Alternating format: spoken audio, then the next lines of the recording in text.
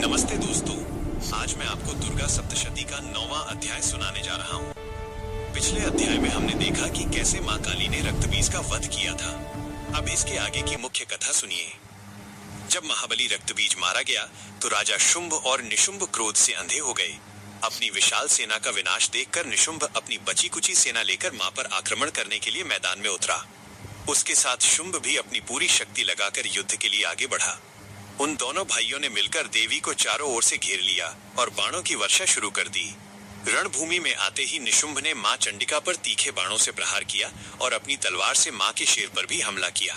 ये देखकर मां ने अपने धनुष की टंकार से 10 दिशाओं को गुंजा दिया और निशुंभ के छोड़े हुए सभी बाणों और शस्त्रों को हवा में ही काट दिया। तभी निशुंभ ने एक बहुत ही भारी शक्ति नाम का अस्त्र मां पर छोड़ा, जिसे मां ने अपने त्रिशूल के एक ही वार से टुकड़े टुकड़े कर दिया। इसके बाद निशुंभ ने अपनी ढाल और तलवार लेकर मां की ओर दौड़ लगाई, लेकिन जैसे ही वो करीब आया, मां ने एक धारदार बाण चलाकर उसकी ढाल और तलवार के भी 2 हिस्से कर दिए। जब निशुंभ का रथ टूट गया और वो निहत्था हो गया, तो उसका भाई शुंभ मां पर आक्रमण करने के लिए आगे बढ़ा। उसने अपनी हजारों भुजाओं से मां को घेरने की कोशिश की और उन पर दिव्य अस्त्रों की बौछार कर दी।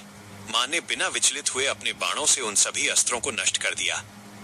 तभी निशुंभ फिर से खड़ा हुआ और उसने एक भारी गदा उठाकर मां के शेर पर हमला किया। मां ने अपनी तलवार से उसकी गदा को काट डाला। अब निशुंभ ने अपना त्रिशूल उठाया, लेकिन इससे पहले कि वो प्रहार कर पाता, मां ने अपने शूल से निशुंभ की छाती को चीर दिया। जैसे ही निशुंभ की छाती छिदी, उसके भीतर से एक और भयानक असुर प्रकट हुआ, जो मां को युद्ध के लिए ललकारने लगा। मां ने जोर से हंसते हुए अपनी तलवार उठाई और उस असुर का सिर धड़ से अलग कर दिया। निशुंभ जमीन पर गिर पड़ा और उसके प्राण निकल गए। अपने भाई को मरा हुआ देखकर शुंभ दहाड़ मारकर मां की तरफ बढ़ा। निशुंभ का अंत होते ही रणभूमि में हाहाकार मच गया और असुर सेना डरकर भागने लगी। माता रानी के अगर आप सचमुच सच्चे भक्त हैं, तो कमेंट बॉक्स में जय माता दी जरूर लिखें। इस वीडियो को लाइक करें और चैनल को सब्सक्राइब करें। प्रेम से बोलिए